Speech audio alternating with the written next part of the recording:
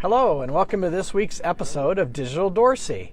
Well, we made it back from Hamvention. We're in one piece still, and I hope a lot of you got a chance to go to Hamvention. It was a great time. The weather cooperated this year for a change, and it was really nice. And I did get to meet a lot of you. Thanks for stopping by the DX Engineering booth and saying hello. It was nice to see a bunch of people that wanted to meet Digital Dorsey, so appreciate that. I hope you got a chance to buy a new digital transceiver at the Hamvention this weekend, and if you did, I just want to kind of go over real quick, again, what you need to do for the three different digital modes, D-Star, DMR, and System Fusion, as far as what you need to get set up to get on their networks. So this is sort of a repeat, but it's probably good to let you have this information again in case you did get a new digital rig. So we'll start out with System Fusion. System Fusion is probably the easiest one. Yaesu CF4FM System Fusion. When you get your new radio, it's going to ask you to enter your call sign in the radio. That's all you need to do to get on the network for System Fusion, is have your call sign in your radio. So that's it with System Fusion. Pretty straightforward. As far as the D-Star goes, for D-Star you will need to register on the D-Star servers to get to the D-Star system. So to do that registration process, you'll need to go to dstarinfo.com. That's a website available, www.dstarinfo.com. When you're there, you want to go to Repeater Maps and List. And on Repeater Maps and List, when you hover your mouse over that, you're going to get two options, Maps by Region and Repeater List. Click on Repeater List, and that's going to bring up another map that you will be able to select your region or your geographical area. So I'm going to select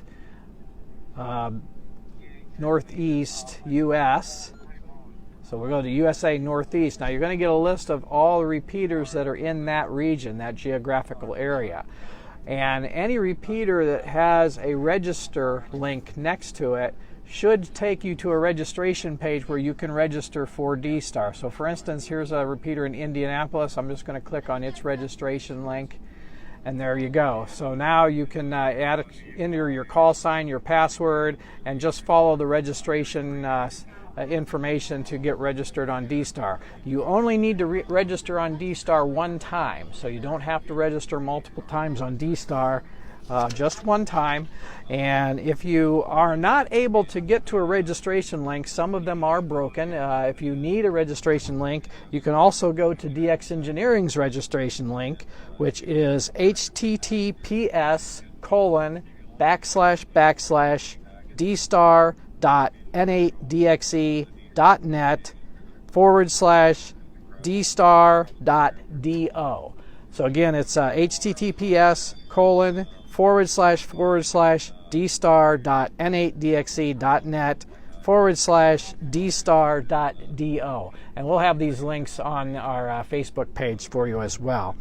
Once you've registered for D-Star, again, you'll need to put your call sign in the radio, and then you're set to go on the D-Star network. For DMR, it's a little more involved. You don't use your call sign for DMR since it was a commercial system. It doesn't understand call signs, so you have to register for a DMR ID. To register for the DMR ID, you go to this page. It's radioid.net, https://radioid.net, and at the top of the registration page you'll see a register link. If you click on that link, it's going to take you to another page. There's a bunch of information here. You just want to agree to the terms above and then go ahead and hit register account. And again, just follow through the steps on registration. It will give you all your registration. They do require that you give them a electronic version of your call sign of your license. So you'll need an electronic version of the license, your license, to send to them. Once you have a DMR ID, you put the DMR ID in your programming software for your radio. And the programming software for the radio, that's the customer programming software, the CPS software. Your DMR ID will go into that software, and then you load that into the radio. And also on the DMR ID, if you have multiple DMR radios, you do not need multiple IDs unless you're going to use more than one radio at a time. So you really only need one DMR ID unless you're using multiple radios at the same time. I have 6 HTs and a couple of hotspots, and I have one DMR ID, and that works fine for me. So that's how you get on the various networks for the different systems, and I hope that was a quick but good explanation of how that's done.